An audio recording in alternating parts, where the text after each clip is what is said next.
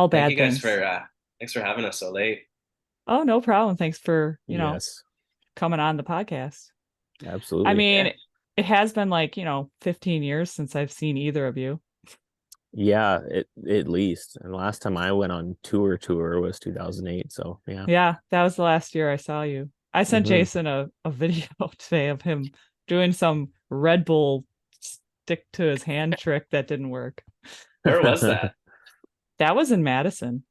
Okay. It was at that little Yeah, man. like kids teen center or whatever. Oh, Right. Oh, was is that that where we did that? was that 2008? Yeah. Yeah, I remember that place. Was that the tour update one where like who was with us there? Where we were like all playing I don't around on that No, gymnastics that studio? no, that was with Far Less and like Heath and those dudes in Oh yeah, the Glass Glass Ocean. Ocean. That was in Atlanta. Oh, yeah, I'm that's trying to right. think who else was on that show. I'd have to look Uh back at photos I took. was it the Still Remains tour or was it Dance Gavin Dance? I bet it was Still Remains or something. I don't know. Yeah. I Hmm, can look it up later. I have Yeah. photos from it. cool. Yeah, that'd be awesome. I have so many random photos. I have that photo of you and that like fake guitar thing when your hair was all curly and long and you're like jumping with it.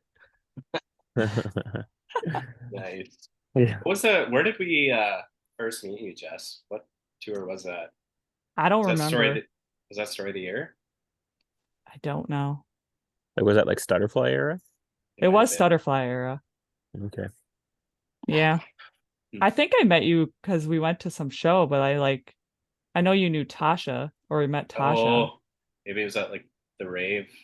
It was either at the rave or somewhere in Chicago at like the Bottom Lounge or something. I don't know. Hmm.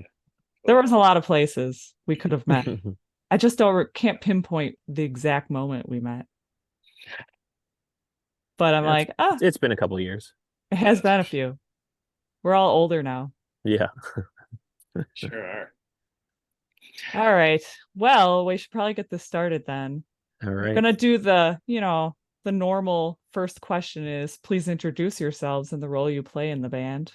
Yeah. Which band are we talking about here? Are we We talking are In the talking about Arena, in the Secret arena. Whisper? I mean, it crosses for both, but I always record like when we do band interviews, I'll record like an intro on my own mhm. off camera because I don't want to be put on the spot to do an intro.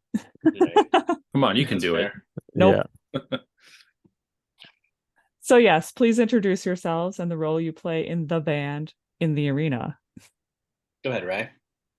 My name is Ryan Lurkey. I play drums, and I also do a little bit of synth and drum loop and production stuff for In the Arena. My name is Jason Cioli, and I play guitar in the arena. All right. So we already talked about this. I know you guys from the days of Stutterfly and Secret and Whisper.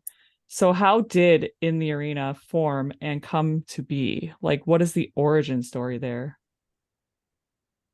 Do Who wants to take the answer first? you want that, Jay, or do you want me to take it? Yeah, sure. Well, so it was actually it was actually the first iteration of a band called Cry of the Afflicted, which which was very short lived as far as my and Ryan's involvement. But I played in a punk rock band in high school with James, Nick, and Garrett. We were called About Face, and it was I mean slick shoes, strung out, kind of Yeah. that vein, and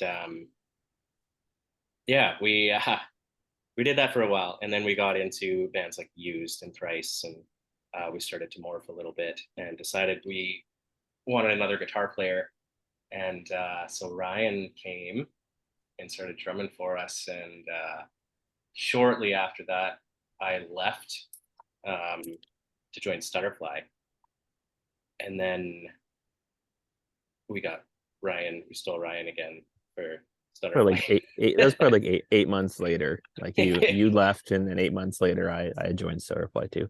Right. Yeah.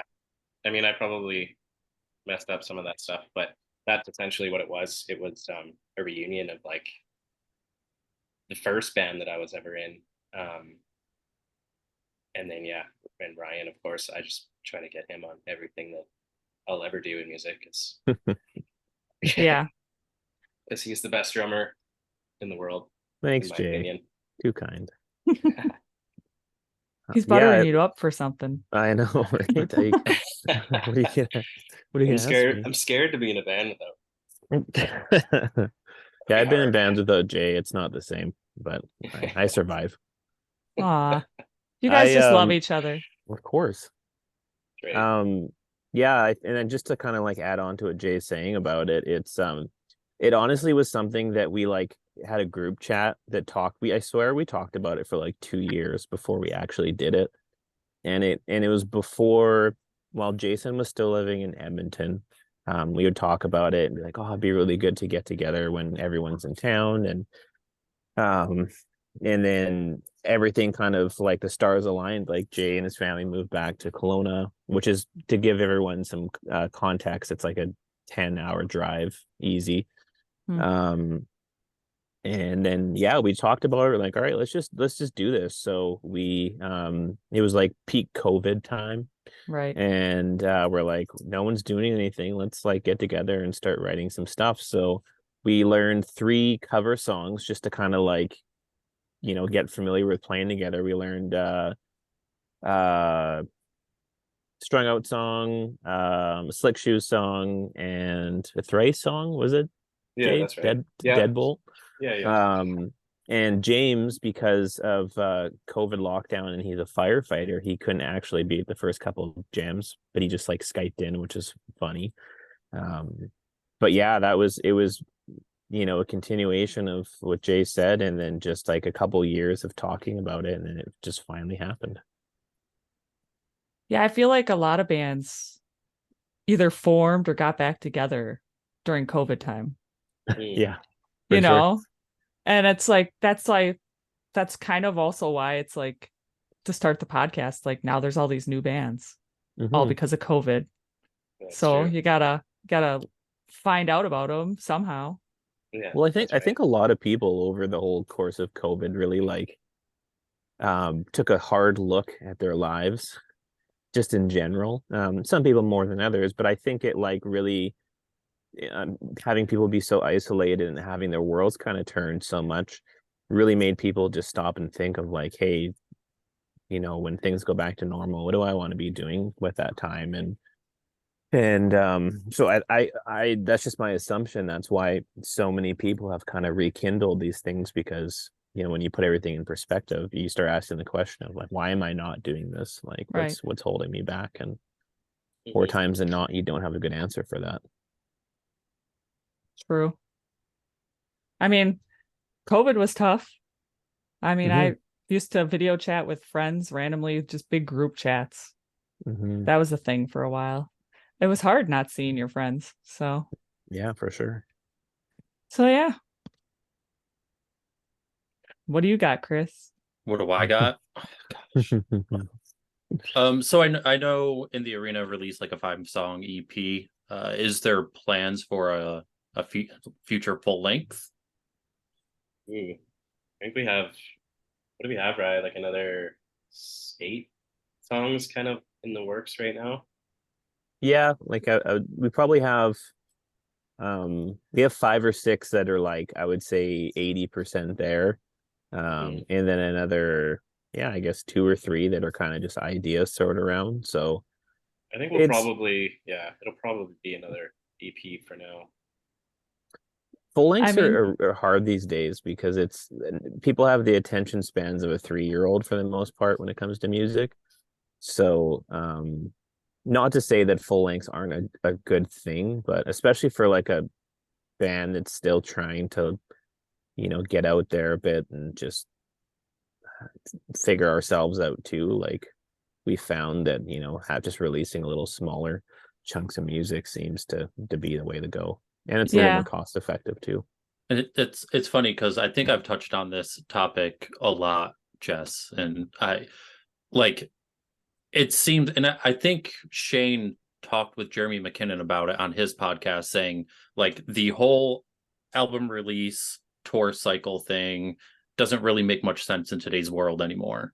Like No. there's and like we were talking about earlier, there's so many avenues for getting your music or whatever your media may be out into the world these days, that it's almost like an oversaturation. And it seems like, much like you're talking about the attention span of a 3-year-old, right?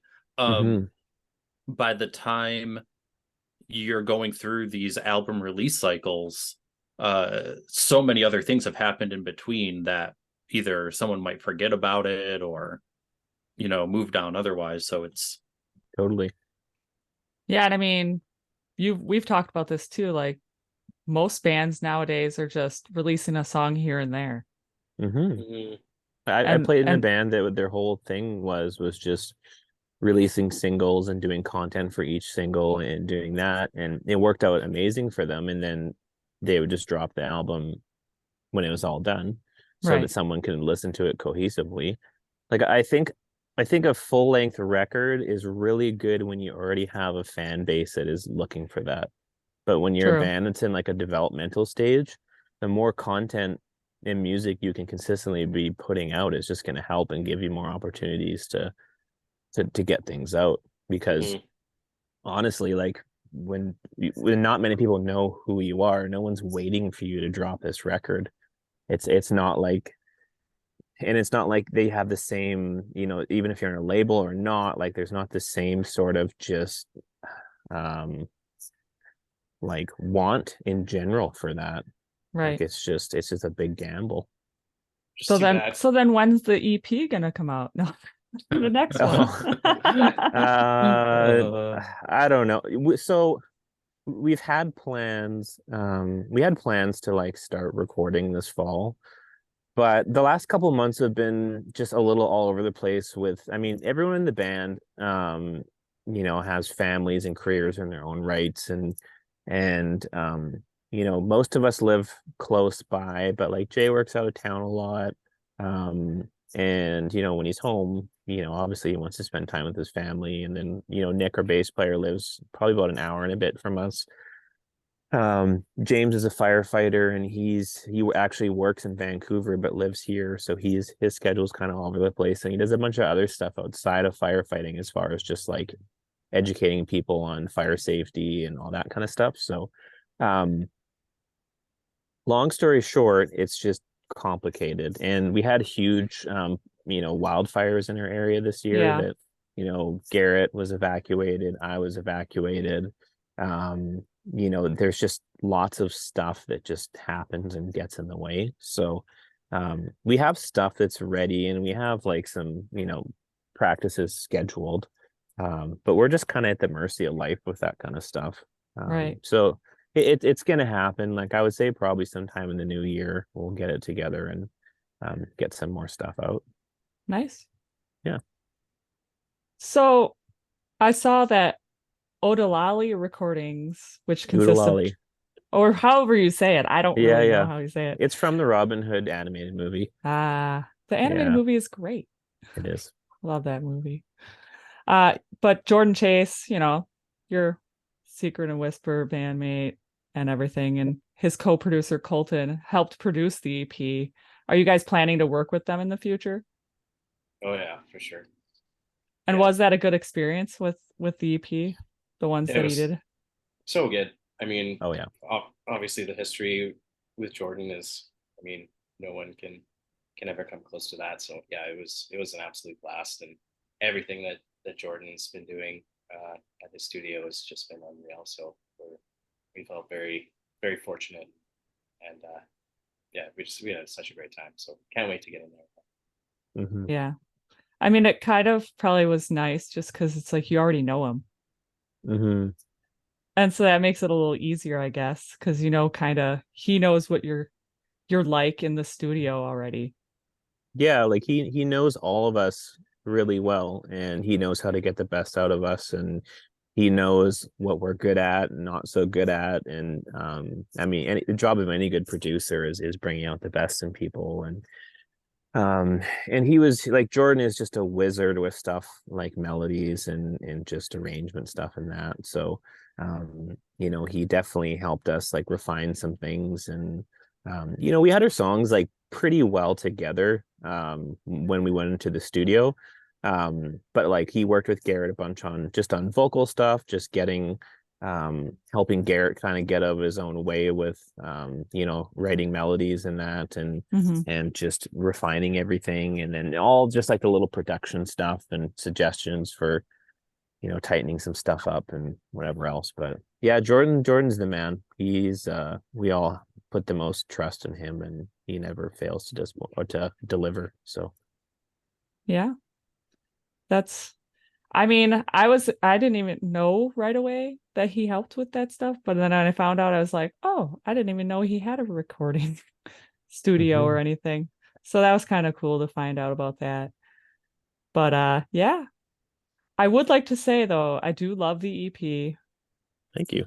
All the songs are great, but my favorite two songs, I picked two, were Embrace the Moment and Turning Tables. Chris had a different favorite. Yeah, I like Instincts, the way it kicks off.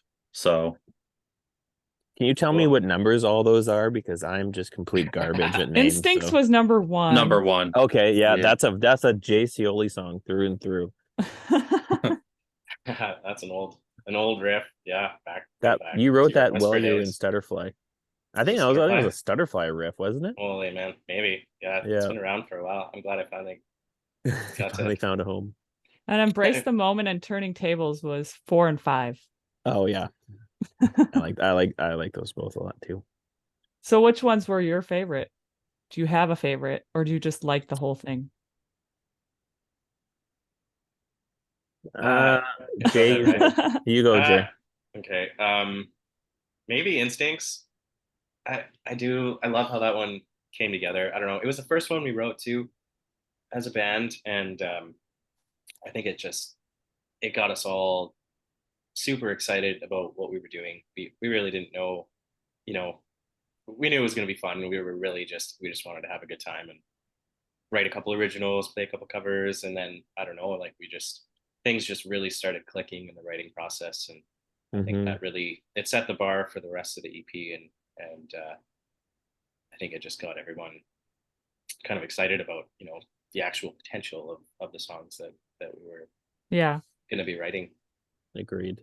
The funny thing is that the songs, how they appear on the album is like the order they're written in too, and that's like kind of like a little thing that we're going to continue doing. It's just like whatever order we write the songs in, that's the order they're going to be in, just because it's an interesting like path of like growth that you can kind of track and see like kind of where we are at with writing stuff and figuring out our sound as a band and all that kind of stuff.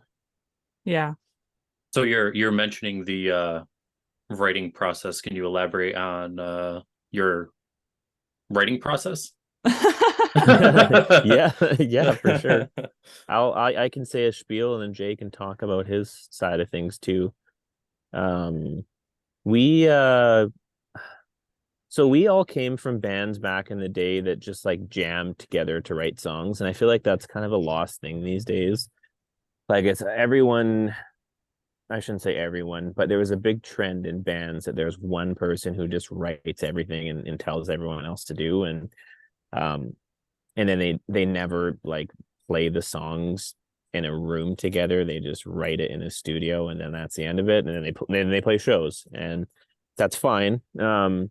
But for us, like we love actually playing the songs together. So usually like Jay or James will have like a riff idea, and James is like the song idea arranger guy, and Jay is like the modifier, and I'll let him talk about that. But we just usually start with an idea, and then we start playing it, and we just go back and play it, and then we kind of see what happens with it. And lots of times we'll do like a crappy recording of the song just to ourselves, and we'll take it and everyone will listen to it and start working on their own respective ideas, and then just keep meeting and keep refining.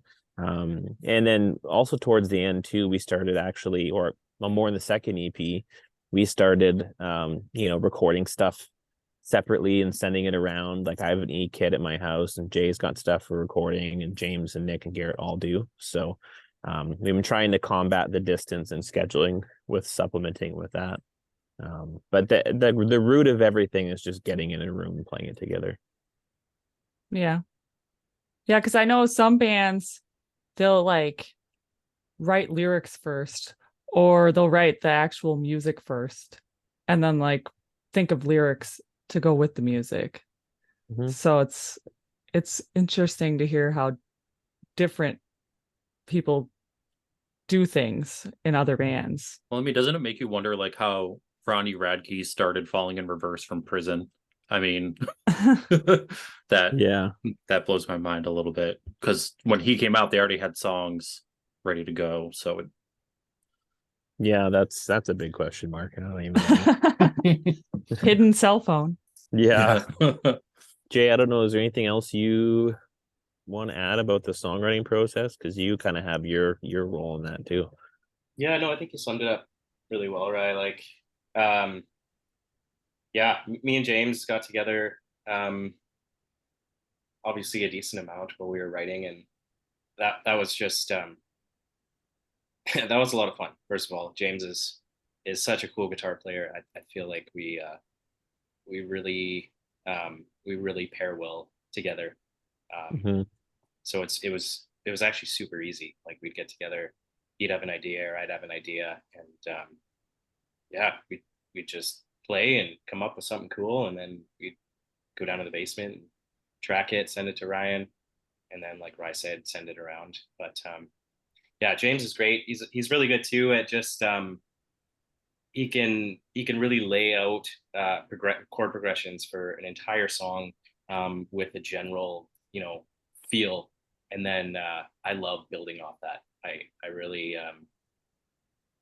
I really get inspired by someone else's first interpretation of a song, and then I just hear what I want to do for the rest of it. Whereas sometimes if I'm writing on my own, I can get a little bit in my own head, and it's a much slower process.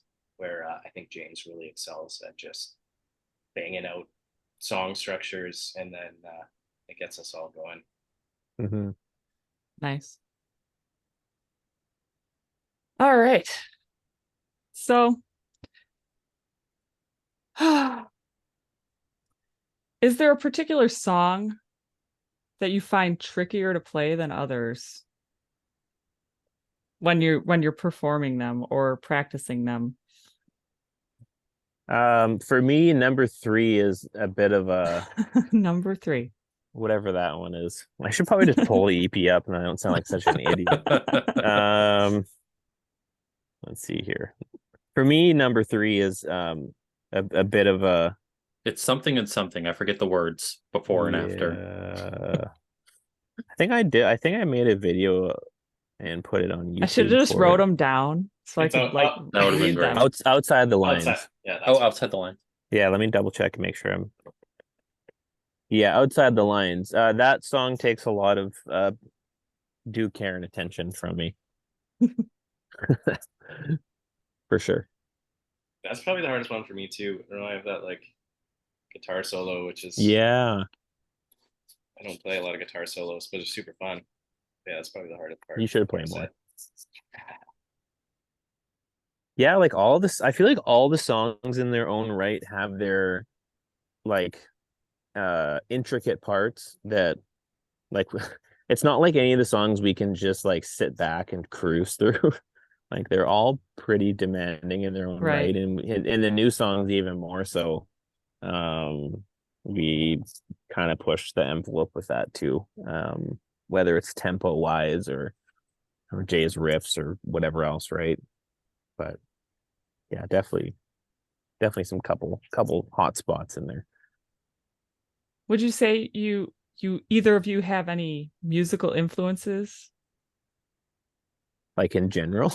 In general, yes. Like that helped you, like, I don't know, I'm trying to think of the word, like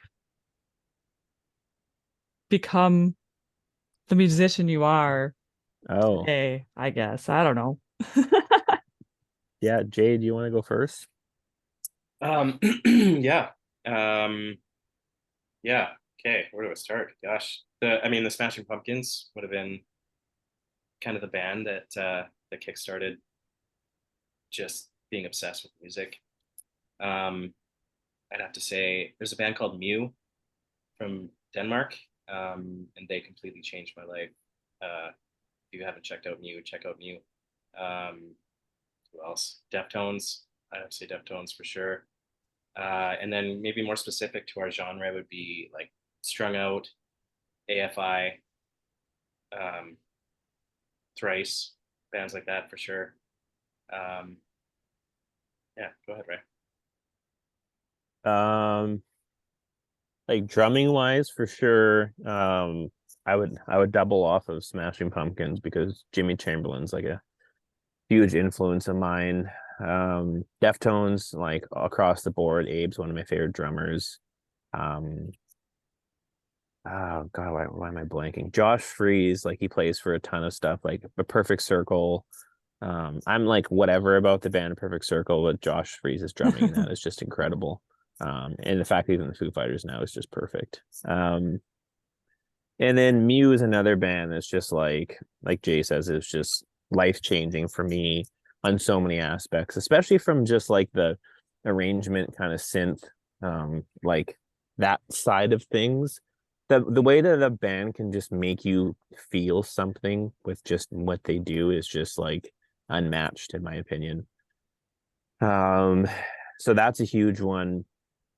But for our genre specifically, Strung Out was a big one for sure. Sick of Change, um, bands like Lagwagon, Phoenix TX, Thrice. I loved Thrice too. They were in there. So any like sort of like really melodic, fast punk, um, that was a huge part. Belvedere was another one that I just absolutely loved. Um, yeah. I've never heard of this Mew you're talking about. The Oh only my Mew I God. know is a Pokemon. Yeah. You gotta check it out. You need to, yeah, just start from the beginning and work your way up. I'll And have to um, dive into it. it's one of those bands that the first time you hear them, you're gonna be like, oh, this is weird. And then I'll never forget the first time, like one of my friends showed them to me like 2003, and then he burnt me a CD. Was like, go home and listen to this with headphones on. So I just laid in my bed, actually after a Stutterfly show that I was going to see, and I just laid in my bed and listened to Frangers' album. It's called with headphones on, and I was like, oh my God, I've never experienced anything like this before. And that was it. Jess, is that how you felt about the band I recommended like 30 minutes before recording? I feel like maybe. Gift. Oh, I don't know. I That found was this strange. I found this band earlier today called Gift, and they're like a 70s psychedelic slash early 80s electric combo band. And it's like it's current music. It is so wacky. And I had Jess watch one of the music videos that Yeah. whoever directed that had a fair amount of drugs in their system. I couldn't get past that food on that plate that was touching. Did you get to the part where they open the box and there's a little toy car in it? No. No. Oh, that's great. So anyway, I'm gonna continue backing off of Jess's question about musical influences, but I'm gonna twist it a little bit. So I asked this in one other interview that we did. So the inspiration for Johnny Depp for Jack Sparrow came from Keith Richards. Do you have any inspirations or influences that come across during stage presence?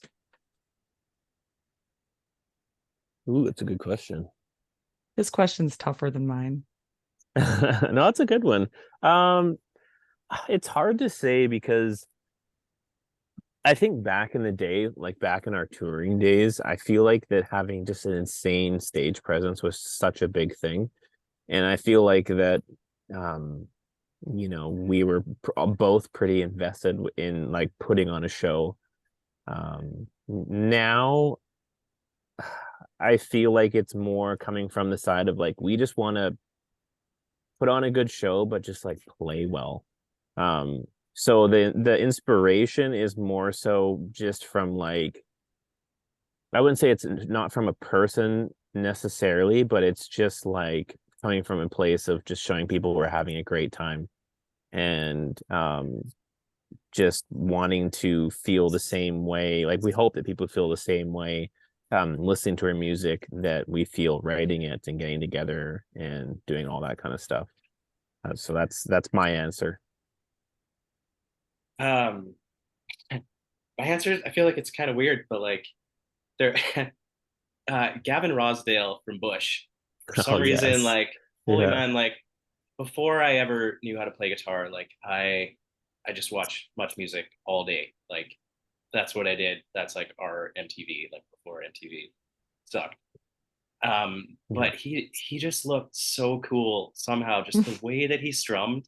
There was Hmm. like, I can't explain it, and there's some guitar players that they just, something just looks cool about the way that they strum a guitar, and I found it with Gavin Rosdale a lot. And I just remember being a kid, um, you know, I'd pick up like a tennis racket and like just play in my room listening to Bush, and I guess that would be like maybe part of what you're asking, but I just feel like he had a really cool style, a really cool stage presence, um, and the same with Billy Corgan too. Hmm. Those Or I two guess guys for me, yeah.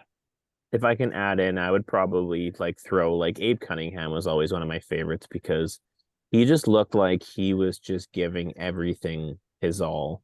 And but it was also so relaxed and cool at the same time. Um, I really like that, and I still love watching him play drums.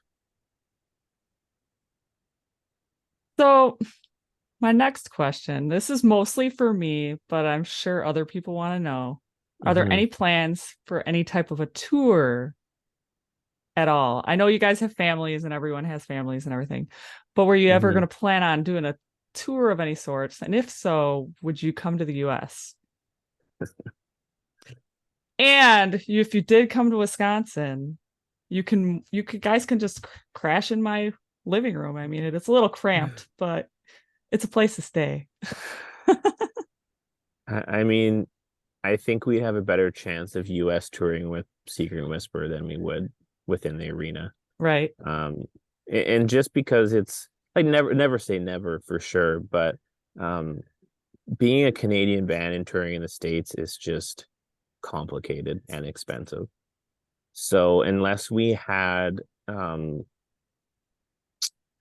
enough guarantee or like something that would make it worthwhile, it's just a pretty tough sell. Like we've talked about doing some like kind of weekend warrior stuff in our respective regions, not Wisconsin, but yeah, it's hard these days. Like the family aspect is just one piece of it. Right. There's so many other things that just make it really difficult being from Canada. Canada. Yeah. Yeah. I kind of figured because you guys are a newer band too. So, Hmm. but I mean, there is some hope that I could see you guys again in real life. Absolutely. Secret and Whisper. Yeah. Totally. So you kind of piqued my interest. Can you give me like a 30,000 foot overview of you said it's expensive for Canadian bands to tour in the US? Hmm. Can you Yeah, shed for some light on sure. that for me? Because I had no clue. So anytime that we go down to the States to do anything with the exception of recording, um, if you're going down to make any sort of income at all, or have the potential to make income, you have to get a working visa. So, and that's like expensive. It's like $1,500 to $2,000 per person, sort of thing.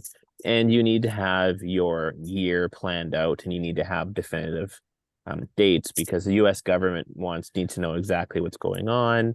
How you're uh basically taking money away from other American touring bands, and what does that look like?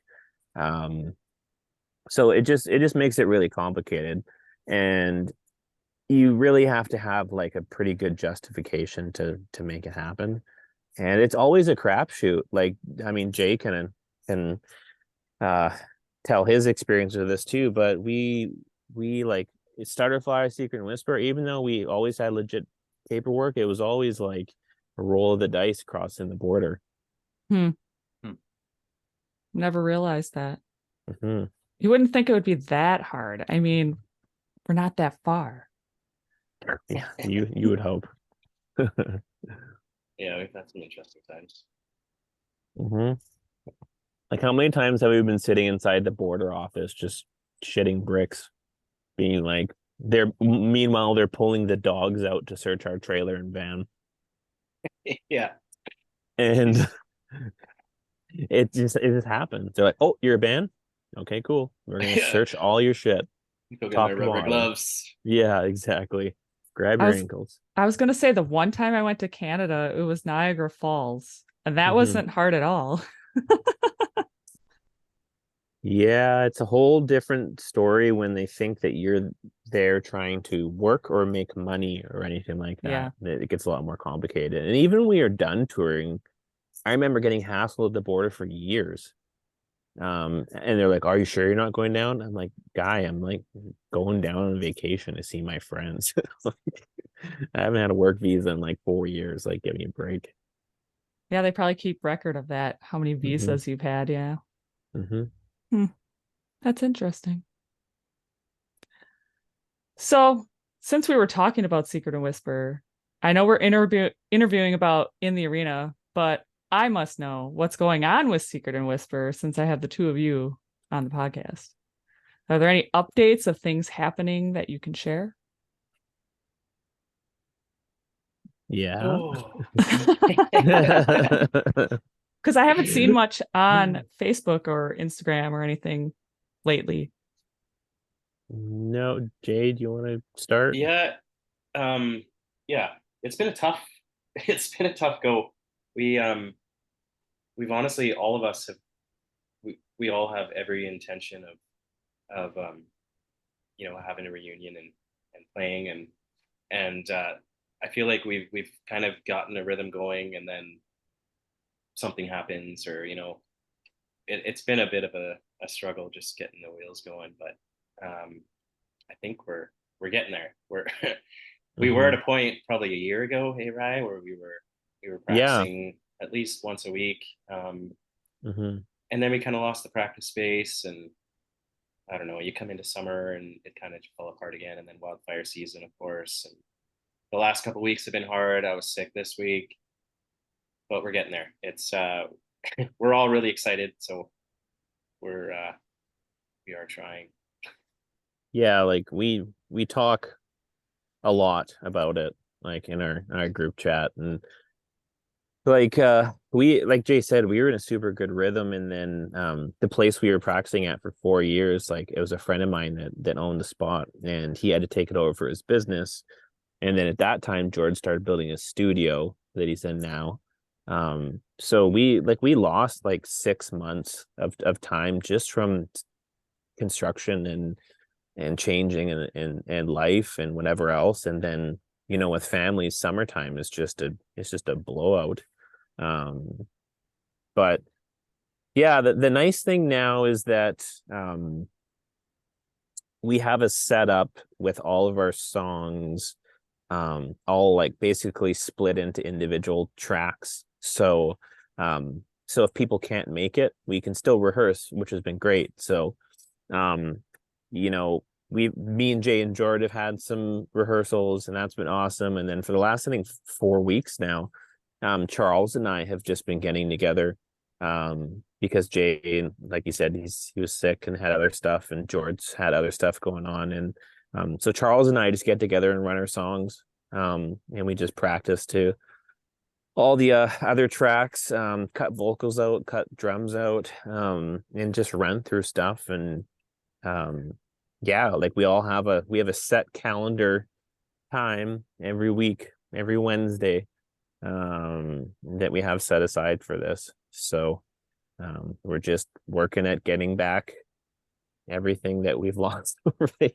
years of like remembering our songs. And I mean, it's sounding pretty great already. It's just we have a very high bar for ourselves, and that's part of it too, is that we were perfectionists back in the day. Like, we used to practice so much, and we put so much emphasis and effort into playing live and that, and we just don't want to like half-ass it coming back. And I think that's why we've tried to be as intentional as we can about how much we put out there and whatever else, because when we come back and do something, we want it to mean something and be, of the same quality or better than we did before. So Right. Makes sense. Yeah. I mean, you don't want to come back and then everyone's like, what happened to them? They suck. Yeah. I've definitely seen that with other bands that have kind of like, come back, and then it's like, woof, should have stayed there. Yeah. Don't want to be that. Don't want to do that. No. So I know you both know Jess for a while, but I don't know you guys at all, except for the like last hour. So I mean, aside from music and the band, what else are you guys into? What's your 9 to 5, if you will? Let's round out Jay. the band members a little bit for me. Go, Jay.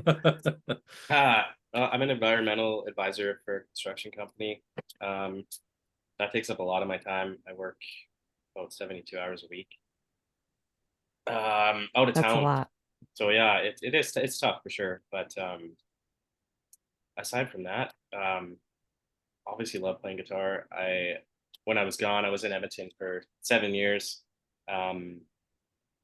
which was great in a lot of ways. But I definitely I miss these guys. I miss playing music. So that's been a huge thing for me. I just, when I'm not working, and obviously not spending time with my family. I got 2 kids.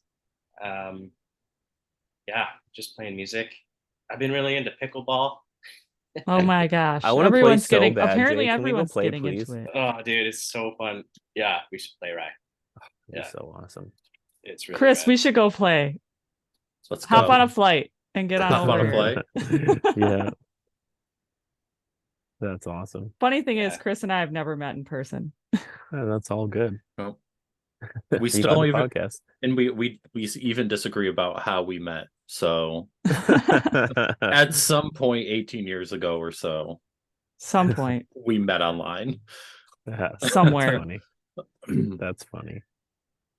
I guess for me, I'm the manager or managing director of a commercial janitorial company. So I don't even know how to summarize my job. I do a lot of stuff, and I work a lot.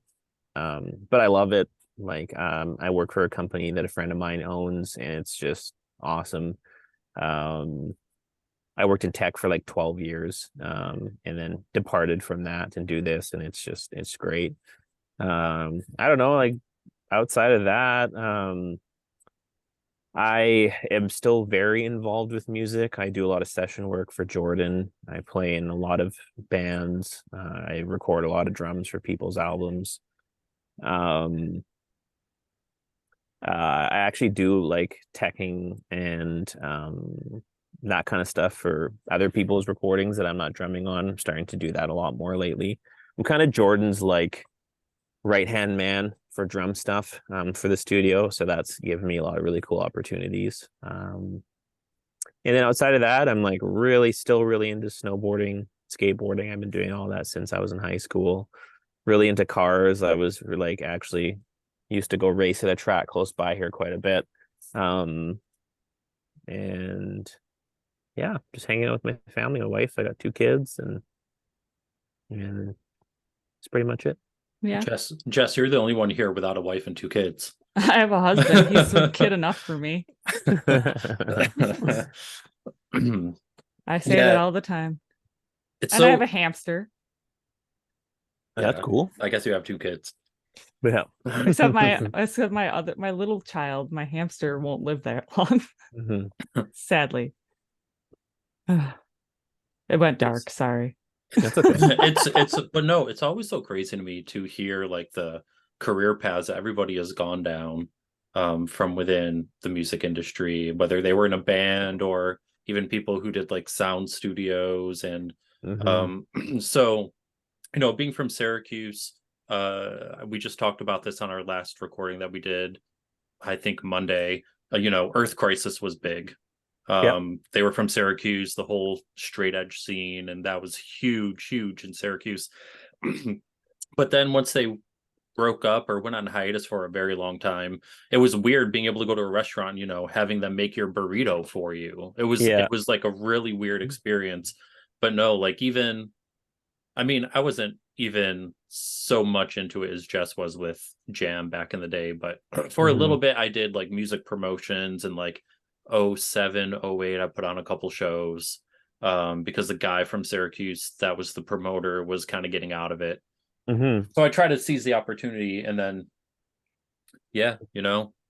spent a lot of years in the telecommunications industry, and now I'm like working for a government contractor. So it's Oh, that's cool. Yeah, Yeah. it kind of takes you everywhere. yeah, so it's definitely strange. Like, I would never would have pegged myself as future working for a government contractor that builds like Medicare and Medicaid websites, but here I am. So yeah, I always love hearing where people's lives go outside of music. I work at a thrift store, That's awesome. but that's My about wi- it with me. My wife is so into thrifting. Like, it's like one of her things she loves doing. Well, I was really into thrifting for a long while when my husband and I got into like the classic car scene, Mm-hmm. and I was doing like pinup stuff. And so I'm like, oh, I gotta go find things. And I have Yeah. so many like random collections. It's not even funny. That's awesome. I got a really good vintage camera collection, that's for sure. Oh, cool. You guys collect anything Jay? besides musical instruments, probably? Yeah. I kind of collect whiskey. I actually have quite a good whiskey collection Guitars. and guitars. Yeah, specifically Music Man guitars for sure. Yeah. I guess I kind of collect. I mean, snare drums and cymbals is a big thing for me, especially for studio work and that kind of stuff. You can never have too many of those. I love snowboard gear a lot. Like, I'm just so fascinated by like all the different stuff, and I used to be really into shoes too. I think everyone has that phase. But not as much anymore. But yeah, I mean, I'd say like snowboard gear and music stuff is definitely my collectibles for sure. Yeah. What about you, Jess? What do you collect? I'd already said what I collect, Did you? I wasn't paying attention. apparently. What do you collect, Chris? Vinyls, and I am low-key scoping out a bunch of early 2000s skate decks that I I'd was gonna like say, to get my hands back on. what's your ones you're trying to find? You're talking my language now. There's they only made it in a like a 775 or maybe a 75, but Black Label had an all black bottom with the green elephant on the bottom, way. which Yeah. like Oh yeah, I was gonna say Yeah. there it is. Yeah, so I used to have that deck, but I snapped it going off a loading dock. Nice. But I really want that one to add to my collection over here. There's that one. There was a Jason Adams board after Black Label released. I don't remember which video it was.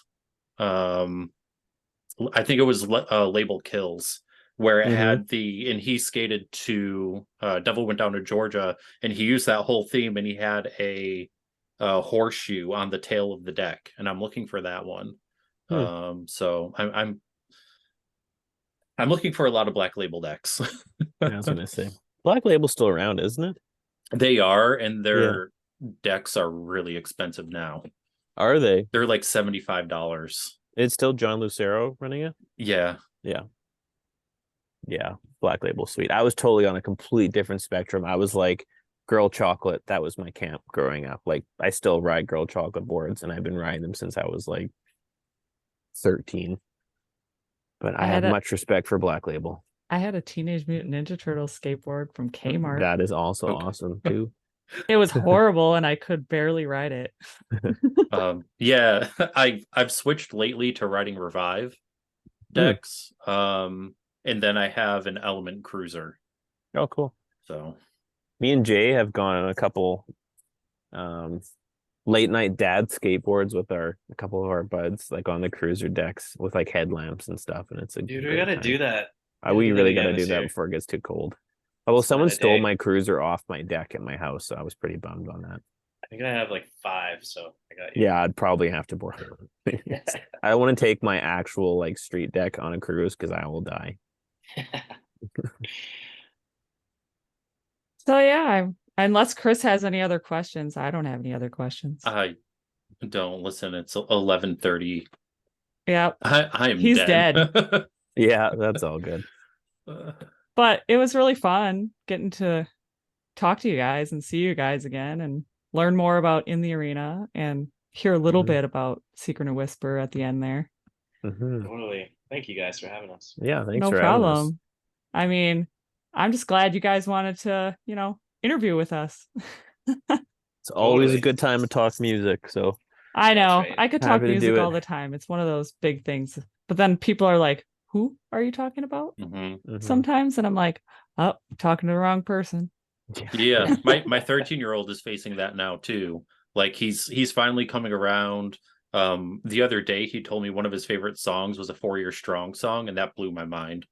Because just I mean, like earlier this year, he was like listening to like primarily pop, like Ed Sheeran and everything. So to hear him say his favorite song now is something by 4 Year Strong, shocked me a little You're bit.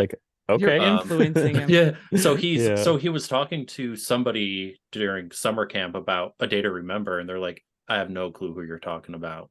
Like, move along. Yeah. I'm like, okay. That's funny. Oh yeah, I gotta ask though, Jason, Hmm? are you excited about hockey season? I am. I am. The last 2 preseason games haven't been televised, so been kind of bummed about that. But yeah, I'm excited. I'm a big Oilers fan, so Yeah, unfortunately, Wisconsin doesn't have a team, and I can't like the Blackhawks. So my nephew plays hockey, and so do both my nieces, and they all have like teams they like. But my nephew likes the Predators, oh yeah, nice. and Too then bad those North Stars aren't around anymore. yeah, he likes the Predators, but at least the Predators are affiliated with our AHL team in Milwaukee. So Okay, nice. there's at least that.